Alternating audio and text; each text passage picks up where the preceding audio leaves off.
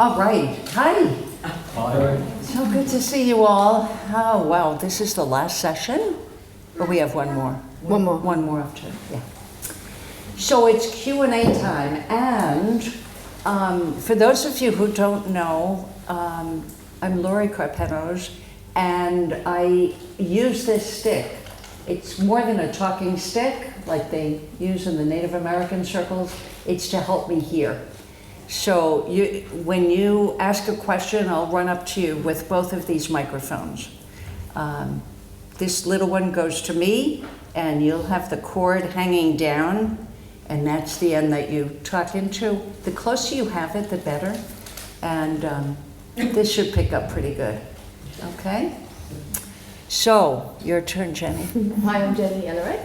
But really this is about you guys. So we really want as many questions as possible in this time. So please, it's up to you guys now. Have we got any questions? Burning questions? All right, I'll go. Okay, so I often run into friends, colleagues that I want to introduce to 3D. And being Danish, I read a great book in Danish about it, but I'm missing a great introduction book in English. So my question is, can you name 2 titles, not 1, not 3, 2, that you would think are the best starting place for someone who has no prior knowledge? Oh, great question. And I bet people in the audience can answer also. But my pick has always been Jack Crancy's book, Somebody Should Have Told Us. Are you familiar with that? And another one I hear really lands for people is Michael Neal. Inside Out Revolution. The Inside Out Revolution. What would you recommend? I could give you a longer list, but 2. But do we each get 2?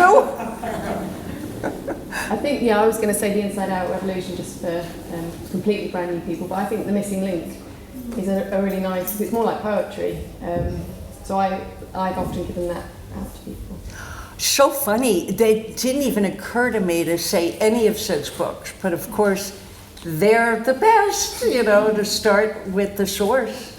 Really start. But even to start with. Yeah. Well, I've always heard that that's too advanced or too complicated. The Missing Link. Yeah. So what I've often been told is that Sid's work is too complicated, too spiritual, too difficult for someone to start with. That's a good question. Well, you'll find out what works for you best, right? Anybody want to say, anybody in the audience want to make a suggestion or a question? So I would suggest Sheila's book because she's asked about 12 people of the same questions and their interpretation of what the 3 principles is. And I use it in the community all the time, and it gives you lots of different perspectives on what people think it is. It's sort of like, it's different stories, different things. Which book? Sheila's book, In Your Bag. Book in your bag. Oh, okay. You're an ignorant. I don't know about that. Yes, you do. You're an inside out transformation. Definitely the Inside Out Transformation was the first one I read 10 years ago and blew me away. But I've just found a little book called You Are the Blue Sky by Sarah Costin. And it's a lovely little book that just explains the principles in a really simple way through her story of her life. So that's a really one I'd recommend. I think it's Sarah Costin. I'll check it out. But You Are the Blue Sky. Thanks. Right. Yes. Dean. I've actually come back to Sid again, and I would actually say that it's no way is it too complicated. Those stories are so simply written, a child could read them, and they point directly to the experience. So we can never know what's most useful to another person. Linda and I were talking about this yesterday, and one of the interesting things is that sometimes in programs you can leave Sid till later on. And I've had people say to me, well, why didn't you show this at the beginning of the weekend rather than at the end, because it makes so much sense. And I think Linda has stories, many stories, about people in prisons who said, well, I don't know what the hell you guys are all talking about, but this guy makes sense. So take your pick. Great point, Jane. That's in fact, my very first book was Second Chance. And I read the whole book in one sitting, and I said, well, that's an interesting book. And that was the end of that. I never, that was the end of that. I wasn't intrigued. However, thankfully, I ran across somebody that said, you should read that more than once. And every time I read that book, I saw something more and more. You cannot read Sid's books too many times. But yeah, you know, good point that wherever we're led, wherever we're led, that's where you want to go. Mind will lead you, in other words. You want to read it once? I had this guy in one of my classes, he was in jail, and that happened to be on the shelf. God knows how it got there. And he read that book 16 times till it drove his cellmate crazy. And he always referred to it as the palm tree book. And he got into a recovery program, and it was like sitting in this class, he says, this is just like the palm tree book. And it was Anita St. John. But, I mean, you have a sense of who this guy is. And if you're familiar with some books, I mean, just what occurs to you to give him? Not what we say here, but just kind of what occurs to you to give him. I mean, it's a real shot in the dark that somebody's going to connect. I heard this just, you know, in a talk, and I refused to read books for 2 years. I don't care if it's Sid books or not.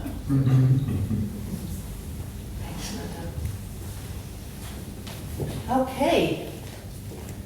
Next question.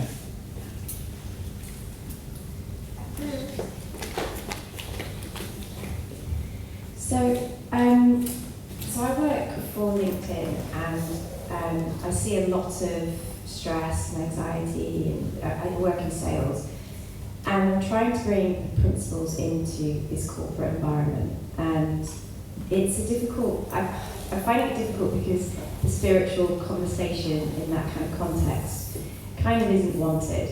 It's all about mindfulness, and they have these programs which isn't the principles. So I wondered if you had any advice about bringing the principles into the work environment and how you might go about that.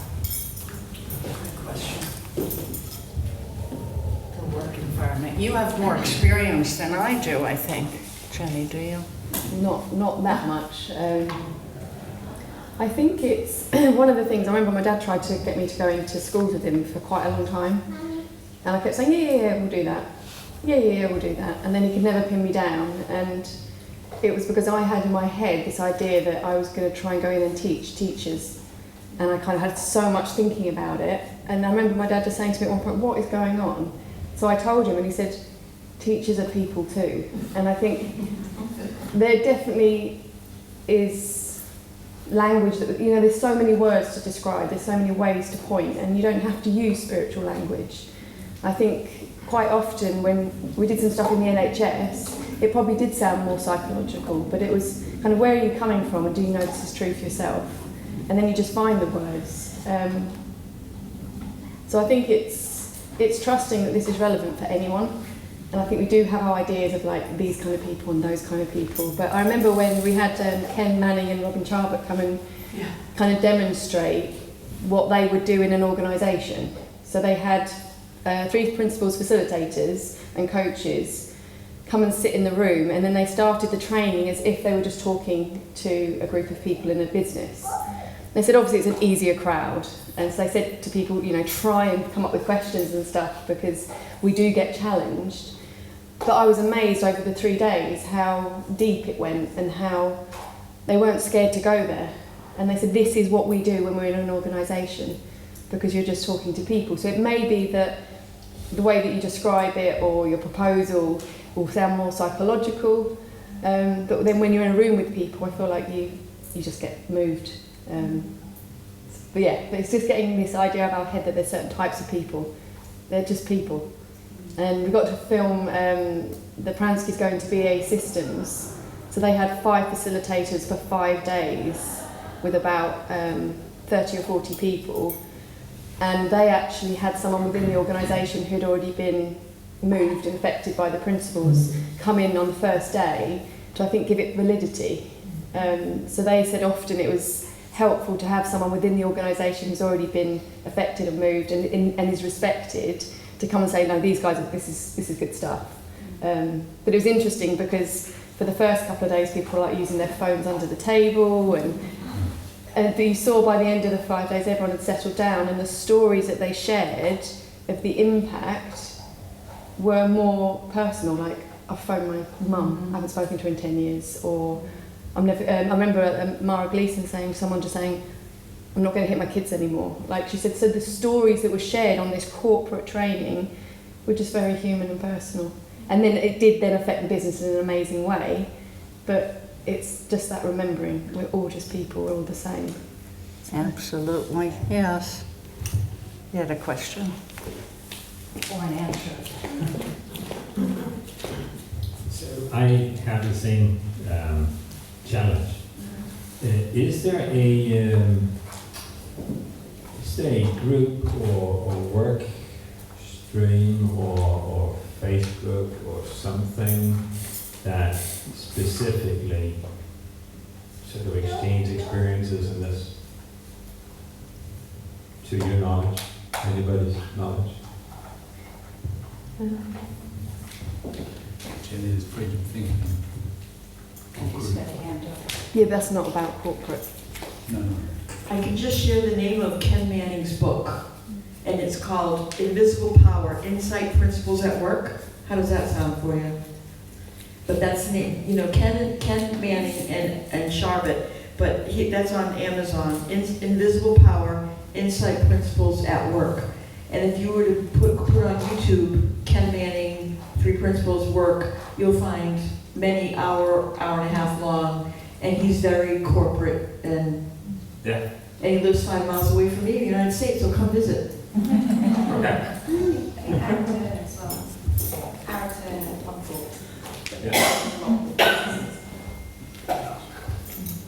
Ken and I were in the business training that the Pranskys did way back when, and the most important thing that I picked up was the listening piece, that, you know, you just listen to what they're wanting, and like Jenny said, they're just people. Yeah, that you talk to them from your heart to their heart, and you find out what they're wanting, and you talk from what you have seen. Simple. You really want to see the simplicity of it, whether you're talking to school kids or corporate people, right? That's my 2 cents. Question. I was just going to echo really what Jenny was saying about having somebody on the inside that's been touched, and to be able to articulate that. You okay? Sorry, I'm not. It's not close enough. Yeah, it's just so hard for you just speak right into it. Okay. How's that? Yeah, like that. Okay. So yeah, having somebody on the inside that's been touched and moved by this understanding, because it gives credibility to it. But that said too, you don't know how these things are going to land in any one moment, because from moment to moment, what they will hear from it can be different. I can remember coming home from a training that Dick and Bettinger had done, and I said to Jenny, I said, oh, Dickens got this new metaphor. It's amazing. It's so good. So I proceeded to tell her about the us being like the sky, and we just have the sky just has weather. And so I went into it in some detail. Jenny just kept quiet, and then said to me, you realise he's been saying that for about 5 years. And I'd been to his trainings, because it's when Jenny was with Rudy. And so I would have heard it, but not heard it. Yeah. So that's it. And I think is that another thing that I what I was touched and inspired by it to start with by Jack Pransky is that I became a bit evangelical about it, and that I didn't notice people backing off from me. And so that's another way of reining in your enthusiasm for it, really. Because sometimes people, if they're busy, I can remember a training that we did at my school where I was head, and one teacher came to me and said, "You know, Peter, this is the best training that we've ever had. This is amazing." Through on the continuum with somebody else who I really respect as a teacher, a really great teacher. And she said, "Well, that's a waste of time. I've got a lot of my marking done." So you just don't know how it's going to hit. That's it in a nutshell. You never know how it's going to Thank you. Thank you. I would love to hear from one of you where the light turned on for you. What's your own story in this when you, question, hey, you asked, how do you reach people or how do you explain it? How did it go for you? I would love to hear that. I'll start out with, don't do what I did.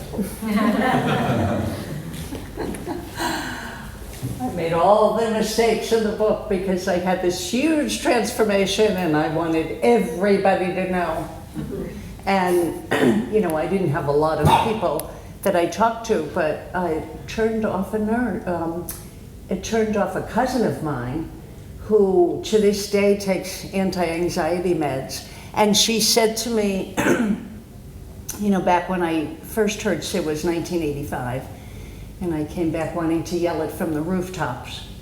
And she said, "Well, I'm glad it works for you. I'm glad you found something that works for you." And of course, we all know it's not something that works it's not something that works on anybody, much less for, hitting. It's for everybody, anybody on the face of the earth, and you see that here. That, and you never know when someone's going to be touched. You just never know. How were you touched? Yeah. How was I touched? Well, it's hard to explain. Well, the first was my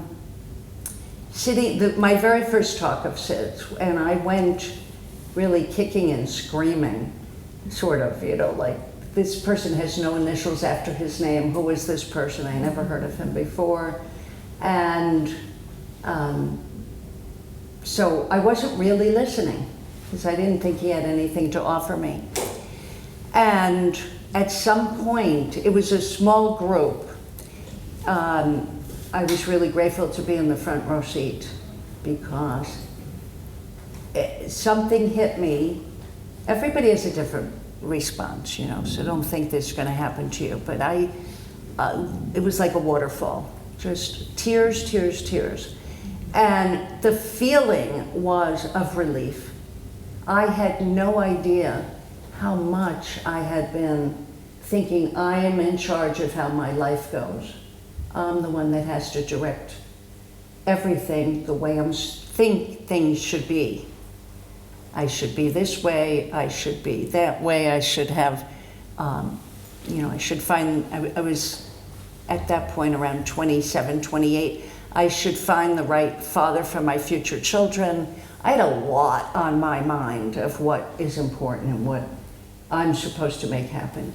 And whatever I heard from Sid was, it is not up to us, because the life I thought my parents would want me to have. In fact, here's an interesting thing. Later on, I apologized to my father for not giving him, he was older and wouldn't be around much longer. I apologized for him for not giving him grandchildren. And he looked at me like I had some kind of, something growing out of my head. He said, why would you even think that? I never thought that at all. He had step-grandchildren, which was wonderful.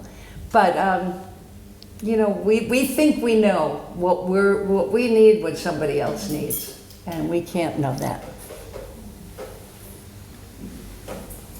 Is it working? Yeah, I think so.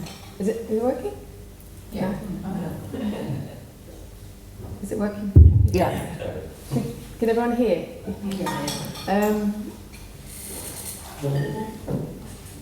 There was Dean's in the room. So Dean and his brother Blair had met my sister when I'd been away travelling.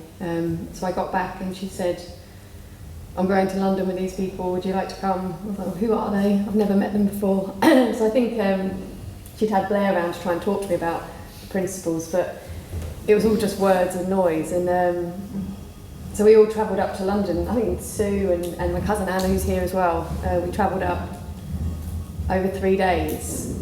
And I think I said when I did my talk on Saturday, like the first day I had to introduce myself, which was so uncomfortable. I was like, I wanted to kill my sister. She did not say I had to speak in a group of people. Like, so I was so for the first probably few hours, I was coming back down from the anxiety of having to speak. So I didn't really hear very much.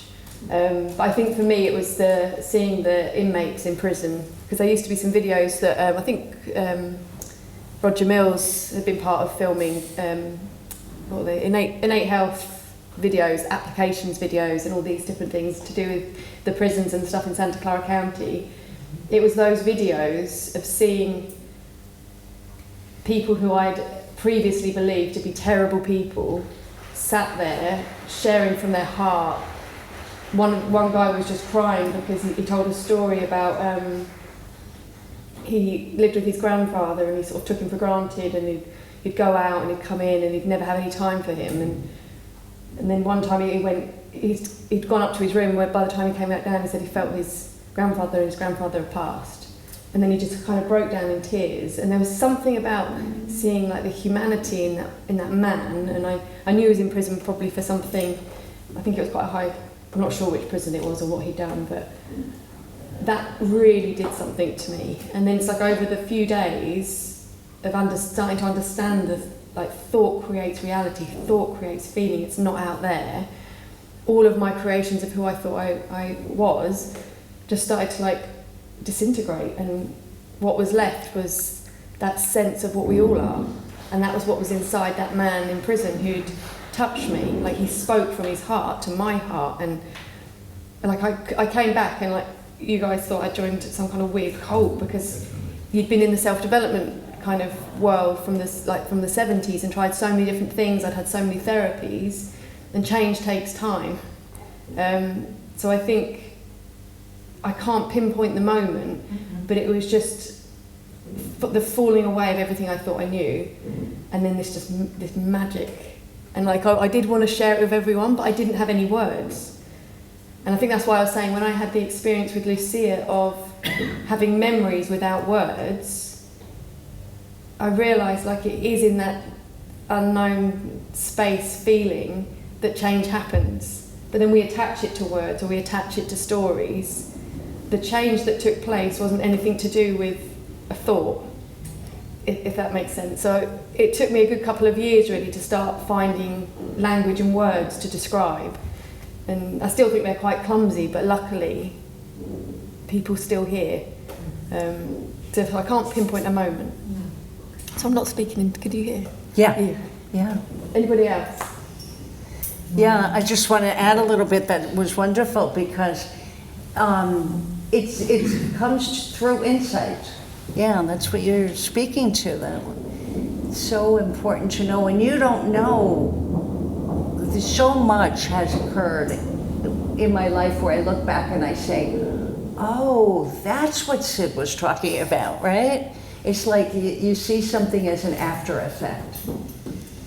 So my advice would be like not chasing, be curious. That's the inroad, is curiosity. Just wanting to see and know as much as you can without needing.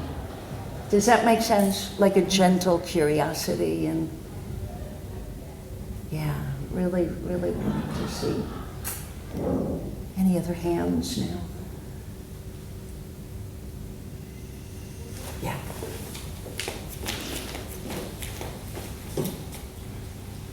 I've literally just learned a bit about the three principles, and I think it's really interesting and quite powerful when you understand how it can help your thinking and you know, your consciousness. All of that I think is really brilliant, to be honest.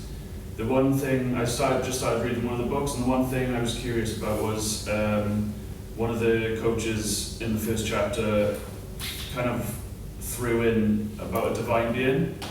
So for me, I was, as somebody personally who believes in a God, I just associated that with a God, potentially, but I was quite curious if I was an atheist or agnostic, how do the three principles explain or bring into the divine being? How would you kind of describe that to somebody who doesn't necessarily believe in a God? I was quite curious about that.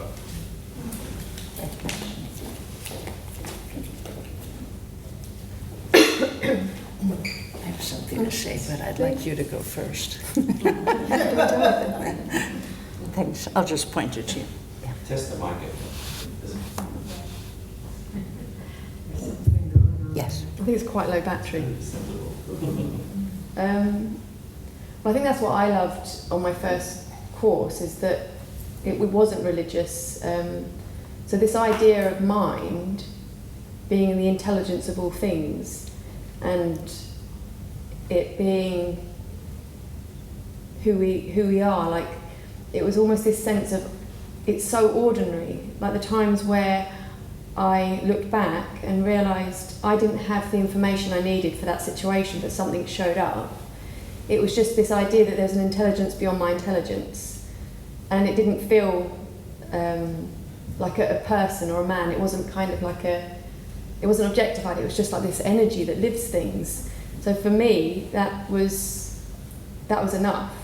So I think when I've spoken to people, I used to really not like the word God. There's a beautiful poem that you used to have written, you'd had it all done in calligraphy in gold by Cahill Gibran, I always say his name wrong, but it mentioned the word God in it. So I'd never read the poem, I'd just kind of taken offence to the word God, and then suddenly, when after this, I could read that poem and be so moved by it. And at the time I was doing wedding photography, and I started listening in church without all of my ideas of what I thought religion was or what God was, and it almost allowed me, the principles and the neutrality of the word mind for me, then allowed me to hear God and religious teachings in a very, very different way. So it kind of opened me up.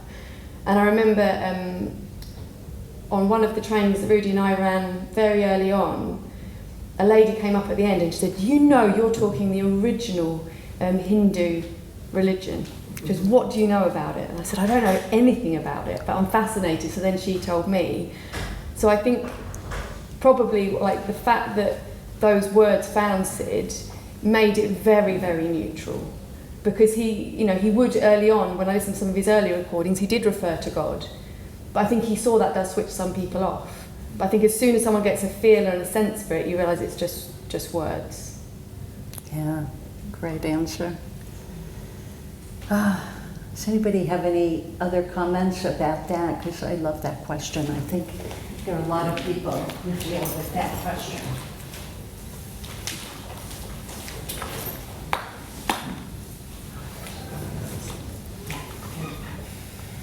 Hi. Yeah, that your question touched me, because when I was introduced to this, it was by Roger Mills, who was at Modelo in Florida, a public housing community, where he worked with people toward their self-empowerment. And Roger didn't talk about God. He talked about nothing but God, but he didn't use those terms. And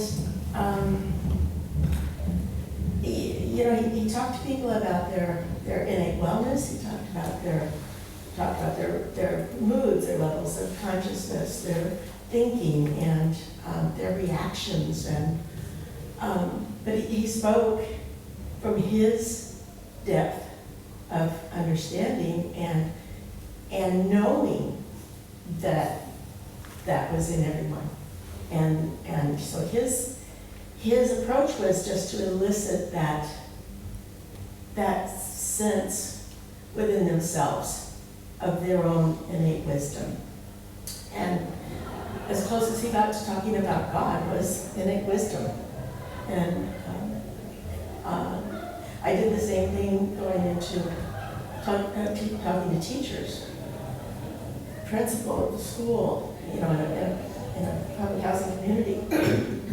And it never mentioned religion or God or spirituality.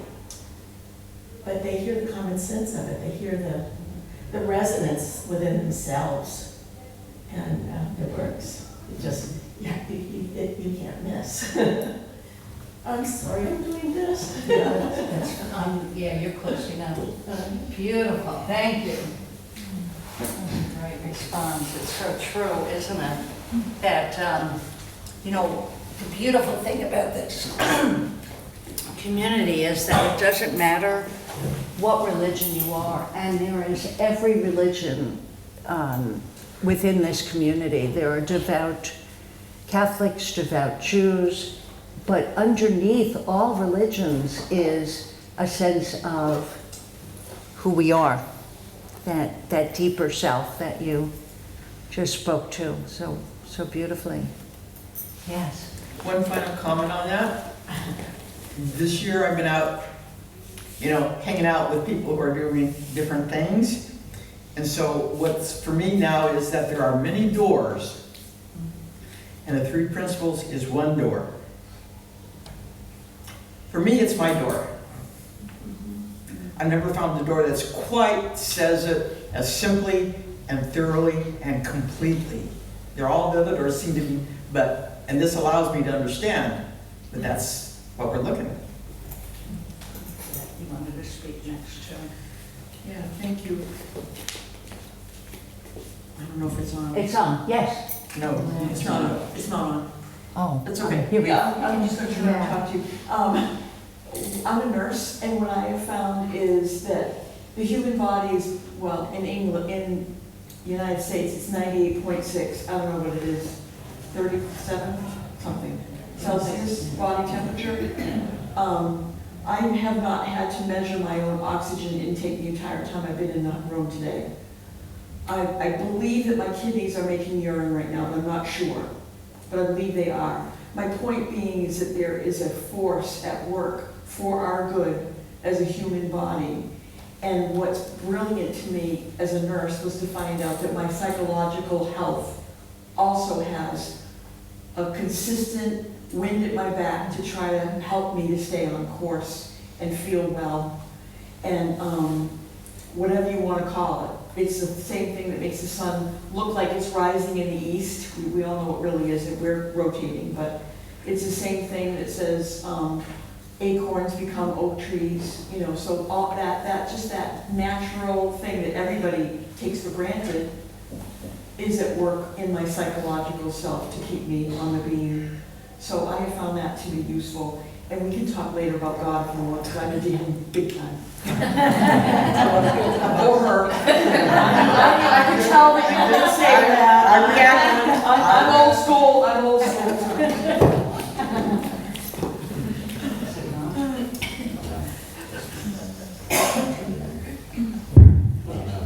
Okay, good. So I've had the same questions for I'm a researcher, I train in biology. My world is to develop medicines and try to understand the complexity of our body. What helps me is to see how little we know, how far more complex it really is. And the analogy I like was if you cut your skin, it will heal up, but we're not even able to fully describe the process as it happens, or actually do it for the body. We try, but not really.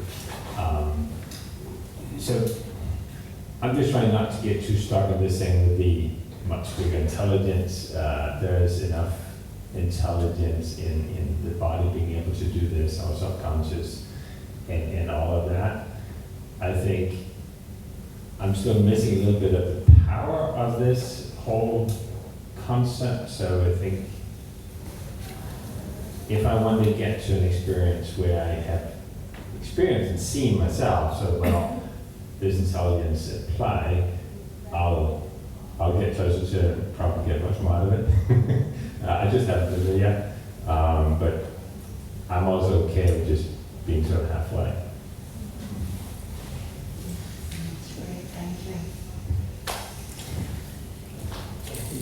I will always look at you and say, this shit works. We heard you. Just W, yes. It does, it just does.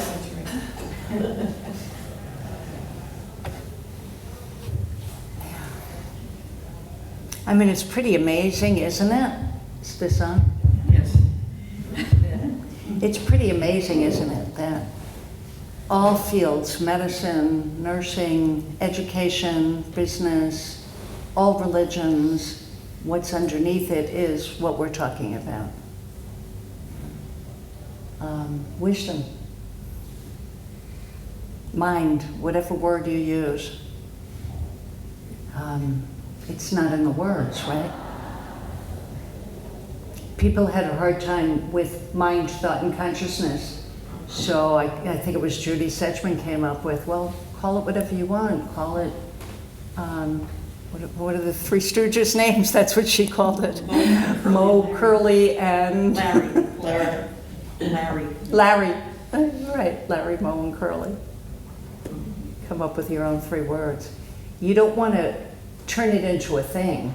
It's not a thing, it's deeper than that. And that's why it's hard to talk about it, because it's beyond words. And it's a feeling. Do you find that? Yeah.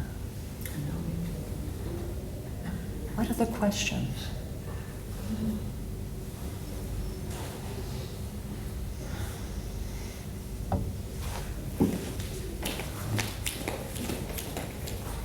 I've got another question. It's not on the divine being sort of subject. It was more, I was curious about, have you ever come across somebody who was diagnosed with something physically by a doctor, such as to do with the mind, like schizophrenia or something like that, where you see people end up in hospitals? Have you ever come across individuals like that, where the 3 Ps has helped them overcome that? Yes. Yes. All of us.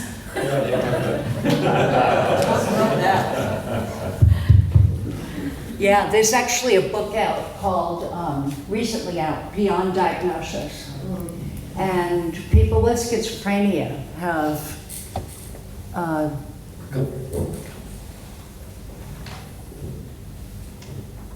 changed, have transformed, there's somebody, I can't think of his name, but he was labeled with schizophrenia, and he helps the parents and families of people diagnosed with schizophrenia now.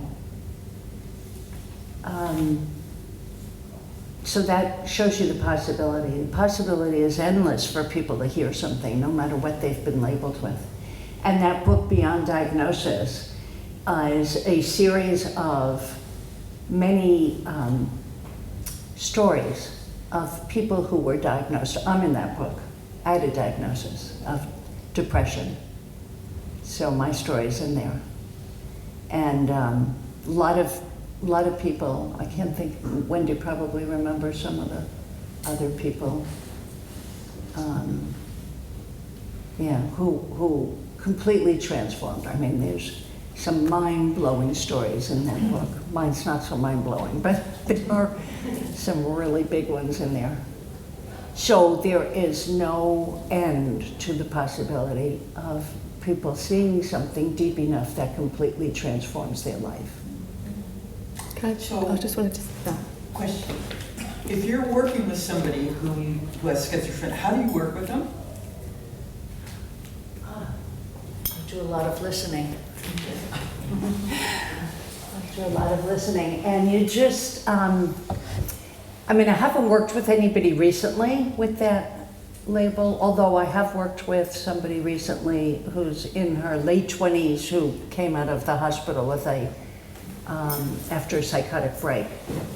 And No, somebody who's sitting in front of you and is in it. They're seeing people, they're hearing voices, and they're sitting right in front of you. oh, I didn't hear that. Can you tell me what? Yeah, so if someone's right in front of you and they're in the midst of their schizophrenic kind of behaviour, what would you be saying to them? Is that the question? If they were in the middle of a psychotic break? Yes, is that what well, you mean? they're just in the middle of being them with schizophrenia, and they're hearing voices. Oh, what I would do is to help them not be scared and just in my state of mind, in my calm, because I know that it's nothing to be upset about. And yeah, actually, Peggy has a good story about that. Do you want to tell your story about that? It was your Nephew. nephew, yes. Stand up. Just turn it around. No, I don't need to sit if I sit next to you. Yeah, just Right, so my nephew, I think some of you might have heard this yesterday. My nephew had a psychotic episode 2 years ago. You don't need it sitting next to me. Yeah, I think you need the microphone, right? Can you hear me without? It's for you to talk to you. It's for you. You can hear me. Oh, I can hear you, Yeah. so I'm close enough to you. Yeah. So 2 years ago, and we all freaked out. Everybody didn't know what to do, and he was sectioned. And this year, recently, he basically said he recognised the same symptoms. It was drug-induced. So it's the same thing that he did the year before, amplified, and he knew that he was going into a psychotic episode, so he believed. So he said to us, I need to get sectioned again, this is what I need to do. And my sister went into a complete overdrive, freak out, phoned me, said, oh, what can we do? Because I have a really good connection with him, and so does my son. And basically, I said, just bring him round. So he came round, and he said, I need to be sectioned, I'm really not well, the clock's ticking continuously, tick-tock, tick-tock, I'm working in overdrive, I haven't slept for 3 days.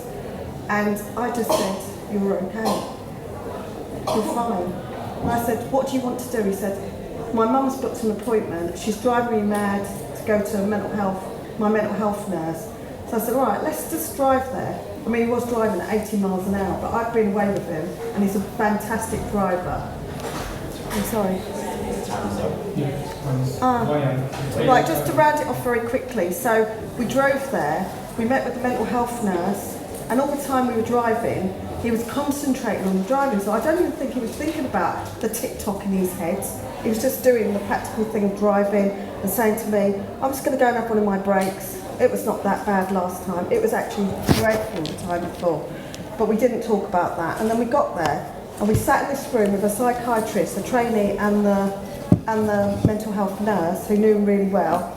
And he said, the clock is tick-tocking all the time. I can't think straight. He was pacing up and down, doing things. And I sat there calmly and said, he's okay. And he said, she's madder than me. And then the psychiatrist said, I think you're okay. What we see is you're fine. And he went, oh, you're all madder than me. But you know that calmness, that we really believed that he was okay, he started to look at himself and think, actually I am okay.